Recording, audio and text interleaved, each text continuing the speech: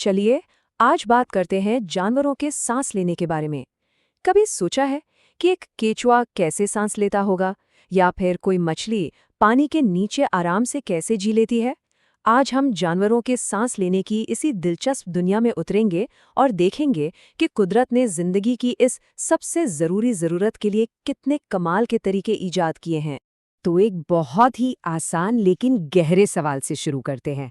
हम इंसान हवा में सांस लेने के लिए अपने फेफड़ों का इस्तेमाल करते हैं, ये तो सब जानते हैं। लेकिन उस मछली का क्या, जो 24 घंटे पानी में डूबी रहती है? वो बिना फेफड़ों के ऑक्सीजन लेती कैसे है?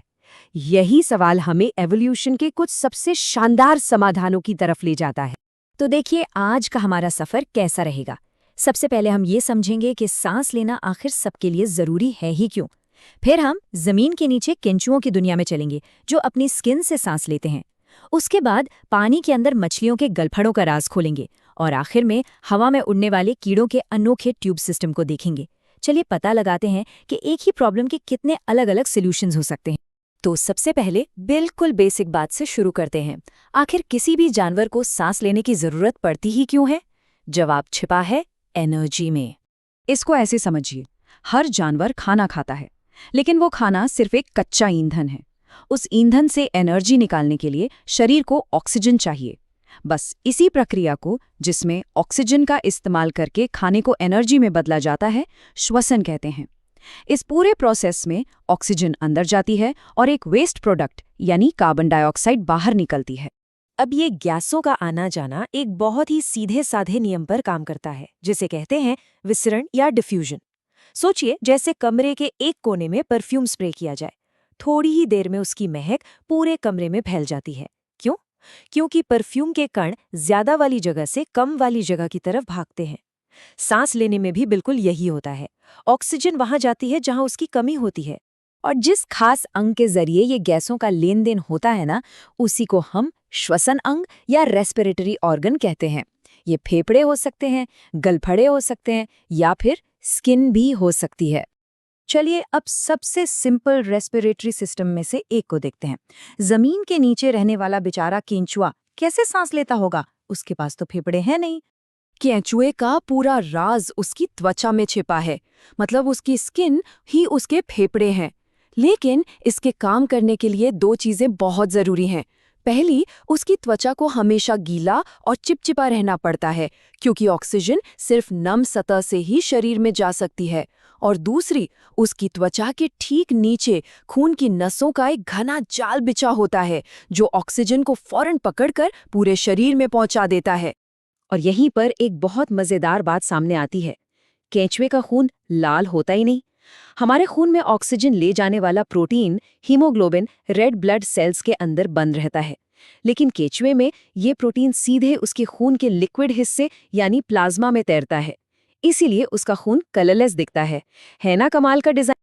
ठीक है, तो स्किन से सांस लेना तो समझ आ गया, लेकिन पानी में रहने वालों का क्या?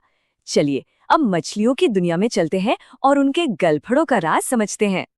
हाँ, यही तो असली चुनौती है। जब चारों तरफ हवा नहीं बल्कि पानी हो तो ऑक्सीजन कहाँ से आएगी? यहीं पर काम आते हैं गलफड़े, या जिन्हें हम गिल्स कहते हैं। मछली के सिर के दोनों तरफ गलफड़े होते हैं। अगर अंदर झांक कर देखें तो वहां कंघी जैसी बनावट दिखेगी। हर बनावट में हजारों पंख जैसी पतली पतली परतें होती हैं, जिन्हें गिल लैमेला कहते हैं। इनको आप ऑक्सीजन सोखने वाले स्पंज की तरह समझ सकते हैं, जो खून की नसों से लबालब भरे होते हैं। असली खेल यही होता है। तो ये होता कैसे है? ये एक लगातार चलने वाली पंपिंग एक्शन की तरह है। मछली अपना मुंह खोलकर पानी अंदर खींचती है, फिर मुंह बंद करके उस पानी को जोर से अपने गलफड़ों के ऊपर से बाहर निकाल देती है। जैसे ही पानी इन पतली परतों के ऊपर से गुजरता है, ऑक्सीजन पानी से निकलकर सीधे मछली के खून में घुल जाती है। ये एक इनक्रेडिबली एफिशिएंट सिस्टम। त्वचा देख ली, गलफड़े भी समझ लिए, अब एक ऐसे सिस्टम के लिए तैयार हो जाइए जो इन दोनों से बिल्कुल बिल्कुल अलग है। कीड़ों का क्या? उनके पास न फेफड़े हैं न गलफड़े, तो वो कैसे सांस लेते हैं? कुदरत का जवाब एक शानदार इंजीनियरिंग का नमूना है। कीड़ों में होती है एक श्वासन नली प्रणाली, या कहिए ट्रेकियल सिस्टम। ये कोई एक ऑर्गन नहीं है, बल्कि पूरे शरीर में फैली पतली पतली ट्यूब्स का एक जाल है।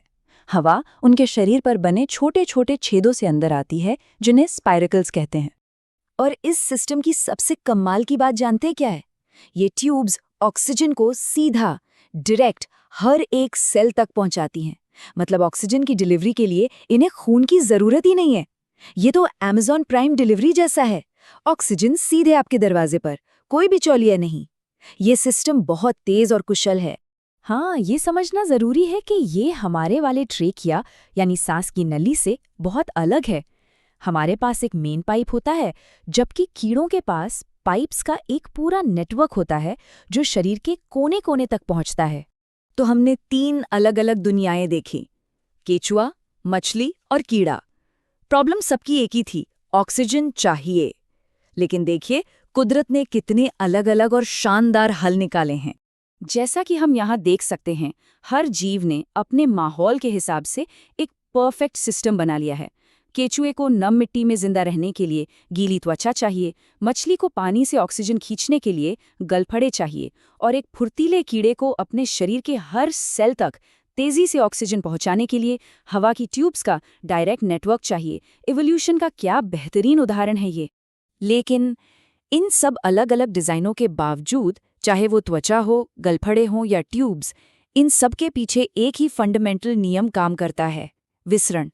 ऑक्सीजन हमेशा ज्यादा वाली जगह से कम वाली जगह की तरफ ही जाएगी। कुदरत ने तो बस उस नियम को इस्तेमाल करने के अलग अलग रास्ते खोजे हैं। तो ये सब हमें एक आखिरी और बहुत बड़े सवाल पर लाकर छोड़ देता है। अगर ये सारे सिस्टम इतने ही अच्छे हैं, तो फिर हम जैसे बड़े गर्म खून वाले जानवरों ने फेफड़ों जैसी एकदम अलग चीज क्यों बनाई?